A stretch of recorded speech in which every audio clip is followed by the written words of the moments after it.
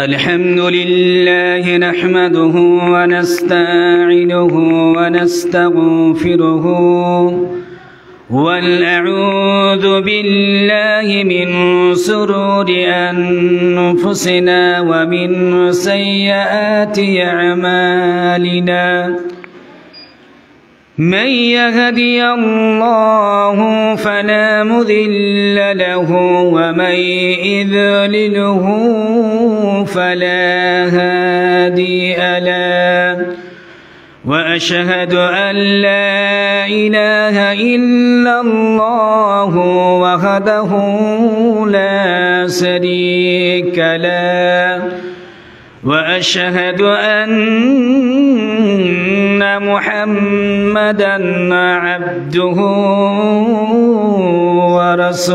ورسوله الذي أرسله بالحق بصيرا ونذيرا وداعيا إلى الله بإذنه وسراجا منيرا فإن الأصدق الحديث كتاب الله وخير الهدي وهدي محمد صلى الله تعالى عليه وسلم وشر الأمور محدثاتها وكل محدثة بدعة وكل بدعة ضلالة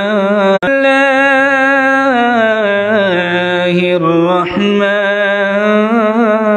الرحيم قاف والقرآن المجيد بل عجب أن جاءهم منذر منهم فقال الكافرون هذا شيء عجيب أئذا متنا وكنا ترابا ذلك رجع بعيد قد علم الحمد لله رب العالمين والصلاة والسلام على رسوله محمد وآله وأصحابه الأجمعين أما بعد فاعوذ بعيد وقال النبي صلى الله عليه وسلم في الحديث مبارك عن أبي هريرة رضي الله تعالى عنه قال رسول الله صلى الله عليه وسلم الدنيا سجن للمؤمن والجنة للكافر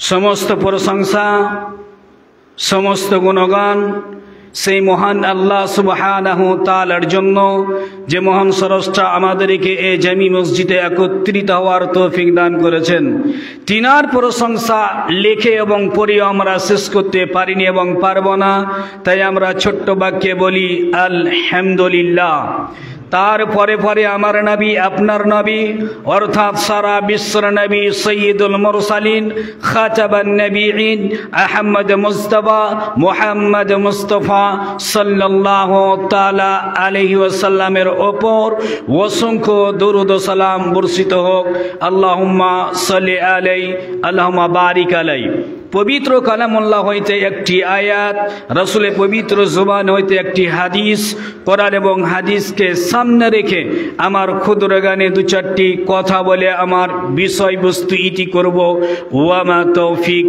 ইল্লা বিল্লাহ আজকের আলোচনার বিষয় হচ্ছে জান্নাত তাহলে জান্নাত কি জিনিস এই দুরিকাত সালাত আদায় করার জন্য আমরা এসেছি কি জন্য জান্নাত পাওয়ার জন্য দুনিয়াতে যত ভালো কাজ আমরা করছি দুনিয়াতে যতই আমরা ভালো কাজ করছি উদ্দেশ্য কি জান্নাত নেওয়ার জন্য দান করছি জান্নাত নেওয়ার জন্য। যত অ্যাকচুয়ালি যত আমরা ভালো কাজ করছি উদ্দেশ্য হচ্ছে কি জান্নাতে যাব।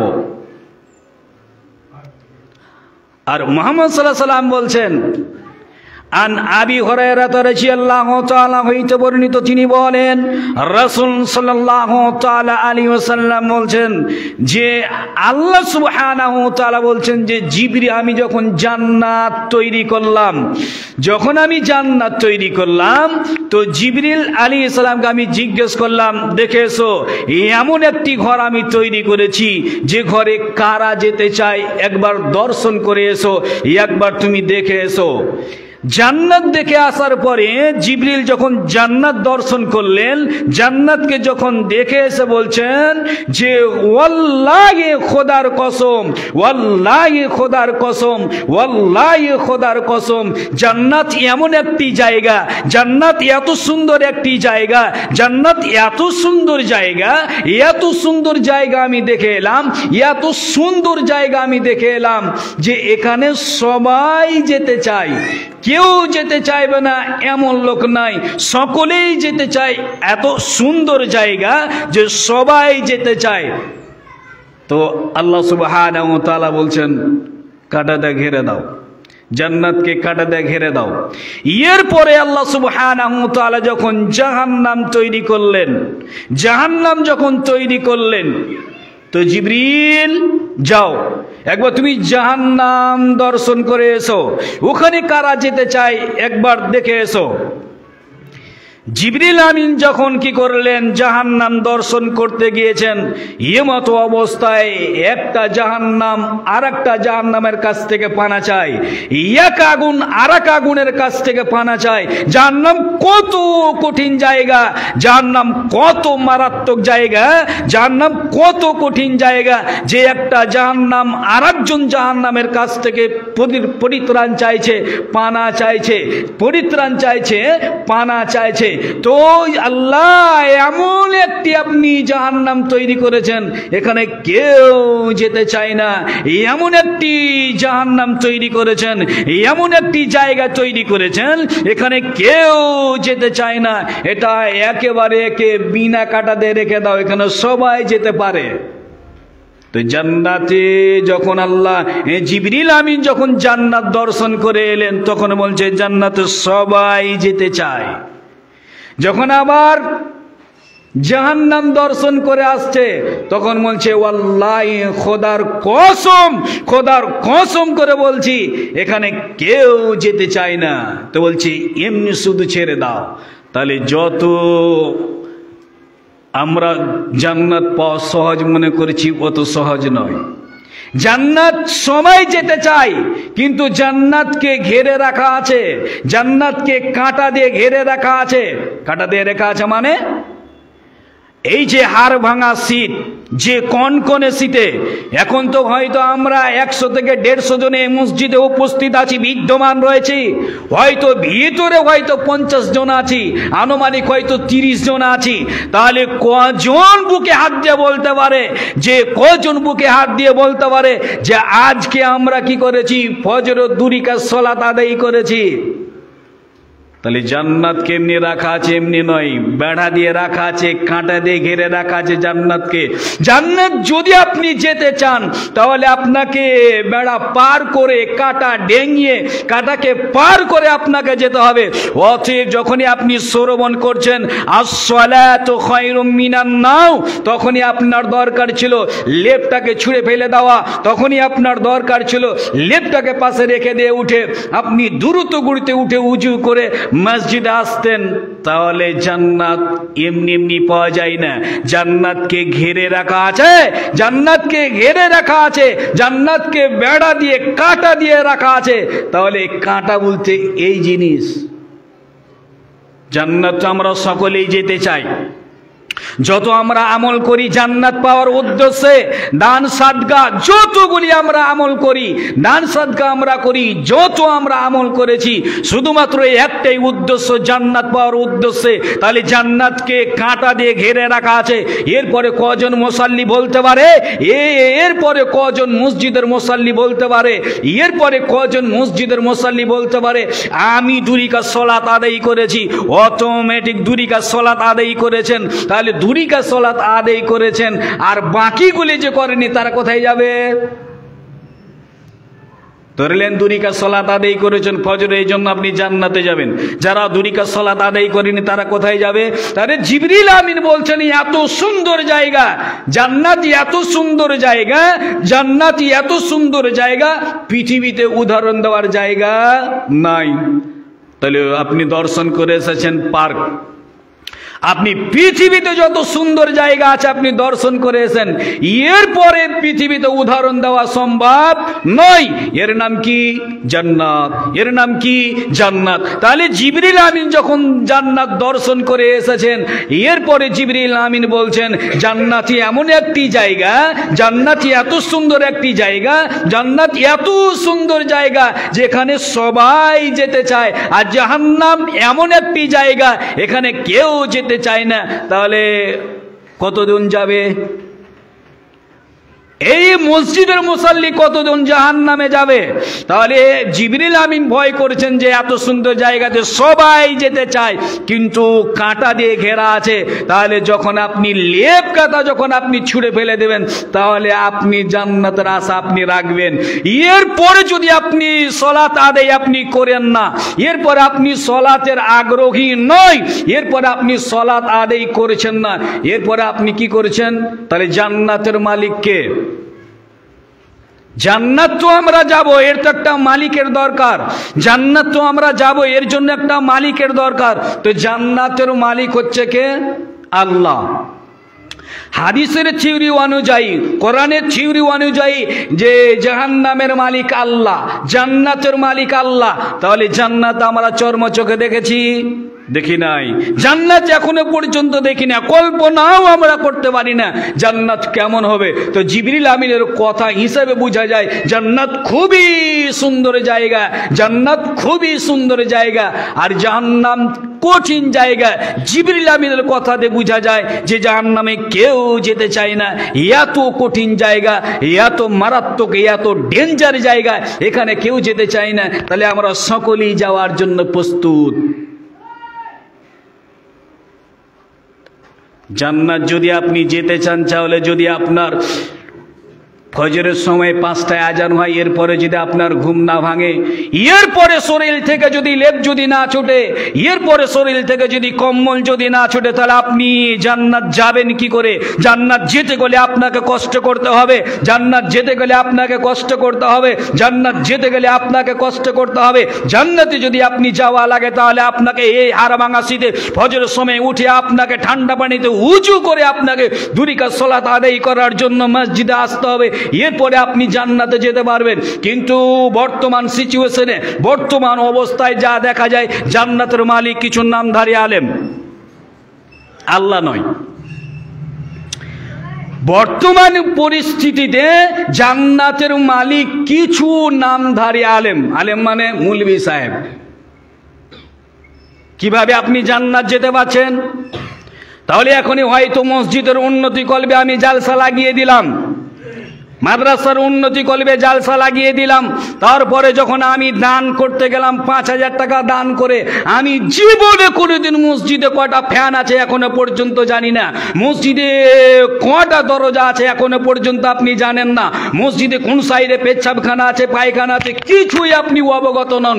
এরপরে যখনই আপনি 5000 টাকা দান করেছেন, তখন আপনাকে জান্নাত তো দূরের কথা, জান্নাত তো দূরের কথা, জান্নাতে সব চাইতে দামি জান্নাত হচ্ছে জান্নাতুল ফেরদাউস। আপনাকে জান্নাতুল ফেরদাউসের মধ্যে সিট করে দিলে মনে হচ্ছে বাবার পৈতৃক সম্পত্তি মৌলভী সাহেবের। জান্নাতি এত সস্তা যে আপনি 5,000 টাকাতে আপনি জান্নাত ক্রয় করে নেবেন। তাহলে ওই সমস্ত মৌলবীদেরকে বলতে যাই, যারা হয়তো 1,000 টাকাতে জান্নাত আপনি দিয়ে দিয়েছেন, আপনি 5,000 টাকাতে আপনি জান্নাতের সার্টিফিকেট দিয়ে দিয়েছেন, মনে হচ্ছে ওর বাপের পৈতৃক সম্পত্তি জান্নাতটা ওর দাদুর।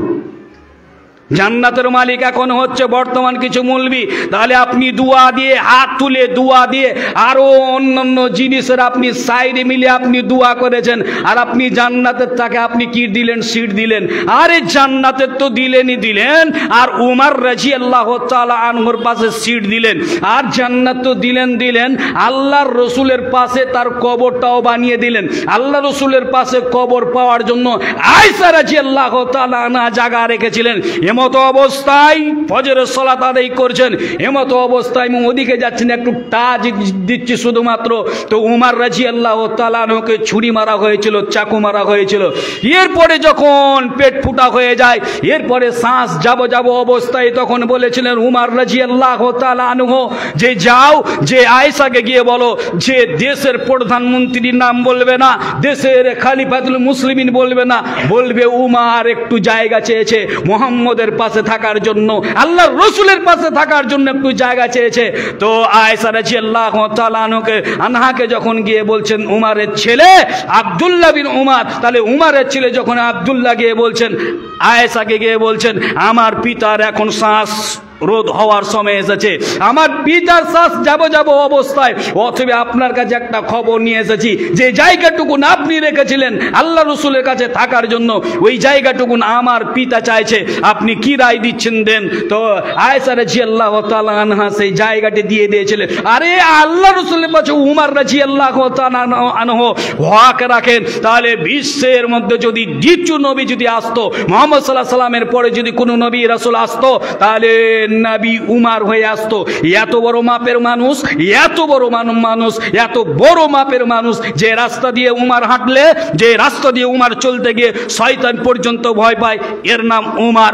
উমর রাদিয়াল্লাহু তাআলা আনহু সিট পেয়েছিলেন, আর আপনি দুয়ার জোরে, আপনি ওই মৌলবীর দুয়ার জোরে আপনি কি করলেন? জান্নাতে সিট আপনাকে দিয়ে দিলে, উমরের পাশে আপনাকে শুইয়ে দিলে, মুহাম্মদ সাল্লাল্লাহু আলাইহি সাল্লামের পাশে আপনাকে শুইয়ে দিলে তো দূরের কথা, আল্লাহ রসুলের হাতে পর্যন্ত পানি পান করিয়ে দিলে। আরে যেই পানি এখনো পর্যন্ত কোনো মানুষ দর্শন করতে পারেনি, যেই পানি এখনো কোনো মানুষ দর্শন করতে পারেনি, সে কেমন হবে, কি রকমের ফল হবে? তাহলে ফল পর্যন্ত আপনাকে খাইয়ে দিয়েছে, আপেল পর্যন্ত আপনাকে খাইয়ে দিয়েছে, যত রকমের আসবাবপত্র জান্নাতে সমস্ত আপনাকে দিয়ে দিয়েছে। তাহলে এখনই তো আপনি পৃথিবীতে এখন আছেন, জান্নাতি সার্টিফিকেট আপনি পেয়ে গেলেন। নামাজের দরকার আছে? নেই। নামাজের দরকার আছে, রোজার দরকার আছে, সিয়ামের দরকার আছে, কারণ আমার তো টিকিট কনফার্ম। 5,000 টাকা দিয়ে জান্নাত পাওয়া যায়, 1,000 টাকা দিয়ে জান্নাত পাওয়া যায়। তাহলে জান্নাতের মালিক আল্লাহ না মৌলভী সাহেব? জান্নাতের টিকিট দিচ্ছে কারা? মৌলভী সাহেব। তাহলে জান্নাত যেতে আর কোনো ধরনের অসুবিধা হবে না। তাহলে জান্নাত যেতে কোনো রকমের বাধা বিঘ্ন কিছুই থাকবে না। তাহলে এই সমস্ত নামধারী আলেমগুলি তারা কি করেছে? সমাজকে অধপতনের অতল তলে তলিয়ে দিয়ে, সেই লোকটি নামাজি যদি না হয়, সেই লোকটি যদি রোজাদার যদি না হয়, সেই লোকটি যদি সিয়ামদার যদি না হয়, তাহলে সিয়াম না করলে অন্য কাউকে দিয়ে করিয়ে চলে। হজ যদি আপনার করো সমর্থন যদি না থাকে, তাহলে অন্য কাউকে দিয়ে হজ করাতে হয়, তাহলে সিয়াম চলে, হজ চলে। আরে বরযাত্রী যদি আপনাকে ধরেছে, আপনার ছেলেগুলো চলে। আর আপনি কি করেছেন? এমন একটা ইবাদত, ভিন্ন ইবাদত, এমন সলাত, এমন একটা ভিন্ন ইবাদত, যে ইবাদত নিজেকে করতে হয়। আর আপনি কি করেছেন? ইমাম সাহেব, মৌলভী সাহেব, আপনি 1,000 টাকা দিয়েছে, আপনি শুধুমাত্র দোয়া করে আপনি জান্নাতে স্থান দিয়ে দিলেন। এই যে সাইরে মিলিয়ে দোয়া, কোন মায়ের একটা মৌলভী সাহেব যদি দেখাতে পারে, তাহলে সারা জীবন যতদিন শ্বাস থাকবে শরীরের মধ্যে, অতদিন পর্যন্ত ওর বাড়িতে চাকর হয়ে, দাস হয়ে, গোলাম হয়ে থাকবো। তাহলে ওর বাড়িতে চাকর হয়ে, গোলাম হয়ে, দাস হয়ে থাকবো। তাহলে সমাজকে বিকৃত করেছে, সমাজকে অধপতনের অতল তলে তলিয়ে দিয়েছে এক শ্রেণীর আলেম, এক শ্রেণীর নামধারী আলেম। এরা কি করেছে? 1,000 টাকা দিয়ে জান্নাত দিয়ে দিয়েছে, এরা 5,000 টাকা দিয়ে জান্নাত দিয়ে দিয়েছে, এরা 500 টাকা দিয়ে জান্নাত দিয়ে দিয়েছে। অতএব সেই লোকটা নামাজি নয়। আপনি কি করেছেন? তাহলে সাইরি মিলিয়ে মিলিয়ে আপনি দান কালেকশন করেছেন, কোথায় পেয়েছেন, কোন হাদিসে পেয়েছে, কোন কিতাবের মধ্যে রয়েছে? দেখি কোনো একটা বই আপনি প্রমাণ করতে পারেন যে মুহাম্মদ সাল্লাল্লাহু আলাইহি ওয়াসাল্লাম এরকম সাইরি মিলিয়ে মিলিয়ে এইরকম সাইরি মিলিয়ে মিলিয়ে আদায় করেছেন। একটা আপনি হাদিস প্রমাণ করেন, একটা জয়ীফ হাদিস আপনি প্রমাণ করেন, একটা জয়ীফ হাদিস আপনি প্রমাণ করেন। তাহলে আপনি 5,000 টাকা দিয়ে ওই মৌলবীর হাতে সার্টিফিকেট আপনি নিতে যেন না। যদি আপনার সলাত না থাকে, সারা পৃথিবী যদি আপনি দান করে দেন, কাজে লাগবে না, জান্নাত আপনি পাবেন না। তাহলে সলাত যদি কাজে আপনি লাগাতে চান, দানকে যদি আপনার কাজে লাগাতে চান, তাহলে আপনাকে সলাতের আগ্রহী হতে হবে, সলাতের দিকে আপনাকে আসতে হবে, আর ওই সলাত আপনাকে জান্নাত নিয়ে যাবে। কোন মৌলবি পৃথিবীতে জান্নাতের মালিক লয়, কোন মৌলানা জান্নাতের মালিক লয়। জান্নাত আপনাকে নিজে নেকি অর্জন করে আপনাকে জান্নাত যেতে হবে, নিজে নেকি অর্জন করে আপনাকে জান্নাত যেতে হবে। আর ওই মৌলবির আপনি চক্করে পড়লেন, ওই মৌলবি সাহেবের চক্করে পড়ে আপনার জান্নাত তো মনে মনে ভাবছেন যে জান্নাত তো টিকিট পেলাম, জান্নাতে আপেল খেয়ে নিলাম, জান্নাতের পানি পর্যন্ত খেয়ে নিলাম, তাহলে আর কি দরকার, নামাজের দরকার নেই। ওর দান টিকবে না, ওর দান টিকতে পারে না। এ কথা মুহাম্মদ সাল্লাল্লাহু আলাইহি ওয়াসাল্লাম বলছেন, ওর দান টিকবে না। কেমন টিকবে না? অ্যাকাউন্ট তো আমাদের সবার আছে, সবাই জানি অ্যাকাউন্ট সম্পর্কে। এই অ্যাকাউন্টে টাকা আছে, যদি আধার যদি লিঙ্ক না থাকে, টাকা আপনি আর উঠাতে পারবে সেই দিন? অ্যাকাউন্টে আপনার 50,000 টাকা রয়েছে, এরপরে আধার কার্ডের সাথে আপনার আধার নাম্বারের সাথে লিঙ্ক নেই, তাহলে সেই দিন যদি আপনি ব্যাংকে যান, সেই দিন যদি আপনি ব্যাংকে যান, তাহলে যখন চেক করবে তখন বলবে টাকা আছে, টাকা আছে অ্যাকাউন্টে, কিন্তু উঠাতে পারবে না। তাহলে কিয়ামতের দিন আপনি দেখতে পাবেন যে এই জায়গায় আমি দান করেছি, নেকি আছে, কাজে লাগবে না, কারণ লিঙ্ক নেই।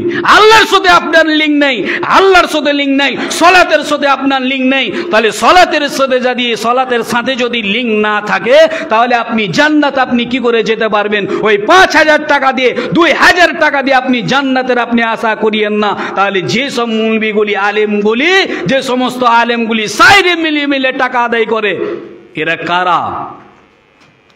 এরা কারা? এরা হচ্ছে আমারই জাত ভাই, এরা হচ্ছে আমারই জাত ভাই। তাহলে এক মৌলবি বলছে চলবে না, আরেক মৌলবি বলছে চলবে, তাহলে দুজনকে বসান, দেখি কোন মায়ের বেটা প্রমাণ করে দিতে পারে যে সাইরে মিলিয়ে মিলিয়ে আপনি জান্নাত দিয়ে দিবেন, সাইরে মিলিয়ে মিলিয়ে আপনি জান্নাত দিয়ে দিবেন। সাইরে মিলিয়ে মিলিয়ে আপনি জান্নাতের মালিক কোনো মানুষ নয়, জান্নাতের মালিক কোনো আলেম নয়, জান্নাতের মালিক কোনো কারি সাহেব নয়, জান্নাতের মালিক হচ্ছে একমাত্র আল্লাহ সুবহানাহু তাআলা। আর আমরা কি করেছি? 10 টাকা দিয়ে জান্নাত পাওয়া যায়, 20 টাকা দিয়ে জান্নাত পাওয়া যায়। জান্নাত হাওয়াই লাড্ডু, যখন ইচ্ছা আপনি তখন খেয়ে নেবেন। জান্নাত এত সস্তা, জান্নাতকে ঘেরে রাখা আছে, আর আপনি টুক করে পেয়ে নিলেন। আরে যারা 5টার সময় উঠে হাড় ভাঙা শীতে, তাকে জিজ্ঞেস করে আপনি দেখেন কেমন লাগে শীতে। আর আপনি কোনোদিন পর্যন্ত, এখনো পর্যন্ত বয়স 45, মসজিদে আসেননি, আর 5 টাকা দান করলেন, 10 টাকা দান করলেন, 1,000 টাকা আপনি দান করলেন, আর কোথায় চলে গেলেন? জান্নাতে চলে গেলেন। এর জন্য পাবলিকের দোষ না আলেমের দোষ? আলেম সম্প্রদায়ের দোষ। তাহলে যখনই 5,000 টাকা দান করতে গিয়েছে, তাকে জিজ্ঞেস করতে হতো সলাত আদায় করো, সলাত যদি আদায় করো তাহলে দান গ্রহণযোগ্য হবে, নইলে হবে না।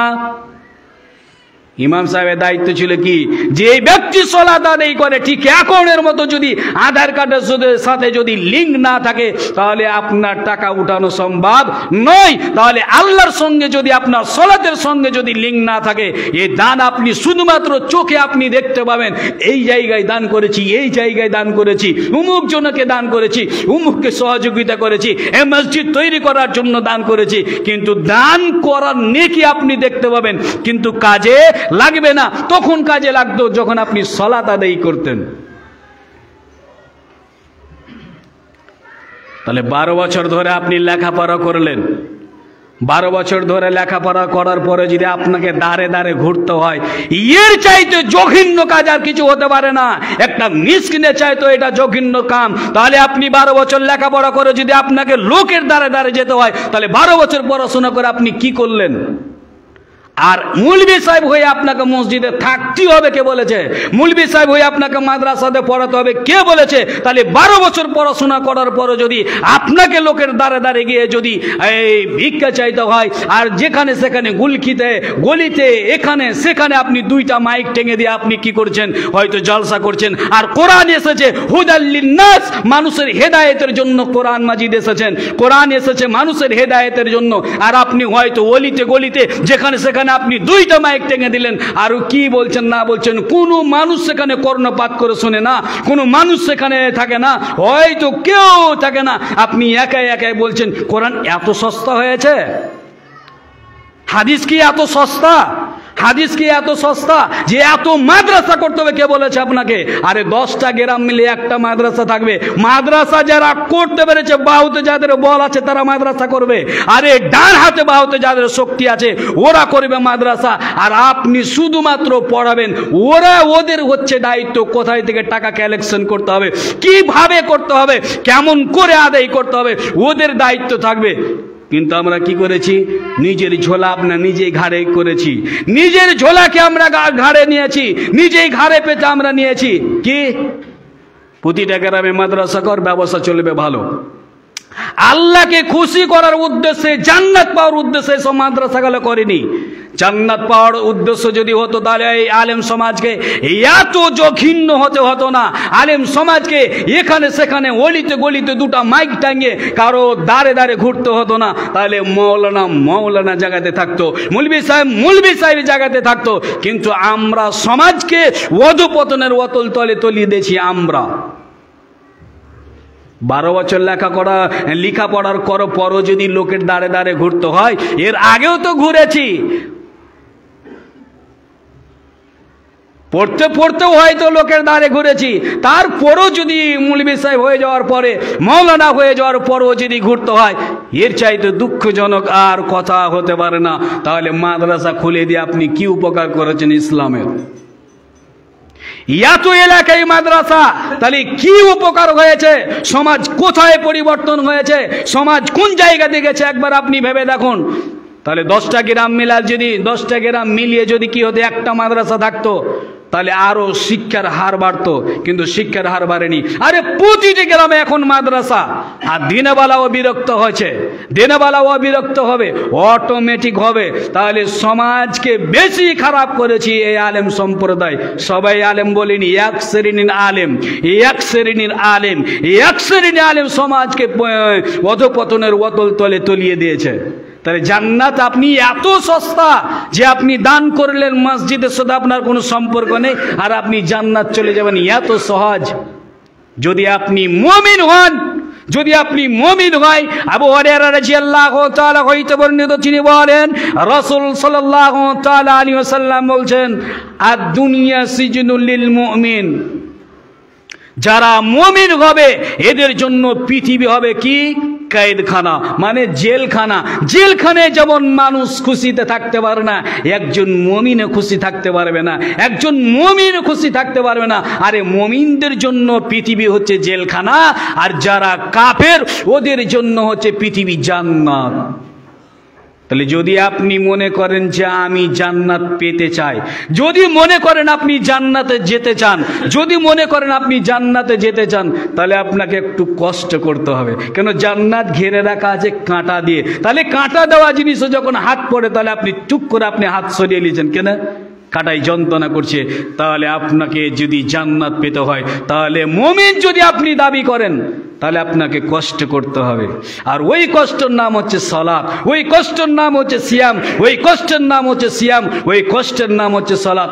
অতএব যার সালাত আছে তার দান আছে, যার সালাত আছে তার হজ আছে, যার সালাত আছে তার সিয়াম আছে, যার সালাত আছে তার যাকাত আছে, যার সালাত নেই তার কিছু নেই। হাজার কোটি কোটি টাকা যদি আপনি দিয়ে দেন, আর যত এলাকায় মুলবি আছে সমস্ত মুলবি যদি হাত তুলে যদি আপনার দোয়া করে, কাজে লাগবে না, সলাত নেই। যদি আপনার সলাত যদি ঠিক থাকে তাহলে আপনার দান ঠিক, যদি আপনার সলাত ঠিক থাকে আপনার সিয়াম ঠিক, যদি আপনার সলাত ঠিক থাকে তাহলে যতগুলি আমল করবেন সব ঠিক, তাহলে আপনি জান্নাত যেতে পারেন।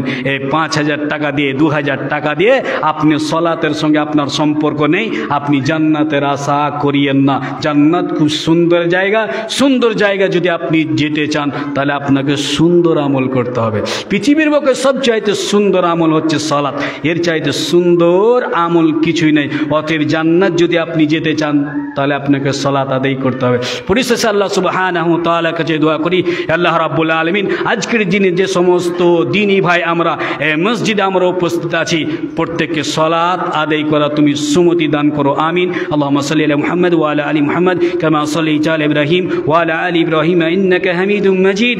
আল্লাহুম্মা বারিক আলা মুহাম্মদ ওয়া আলা আলি মুহাম্মদ কামা বারাকতা আলা ইব্রাহিম ওয়া আলা আলি ইব্রাহিম ইন্নাকা হামিদুম মাজিদ। সুবহানাকা ওয়া রাব্বিকা রাব্বিল ইজ্জাতি আম্মা ইয়াসিফুন ওয়া সালামুন আলাল মুরসালিন আলহামদুলিল্লাহি রাব্বিল আলামিন।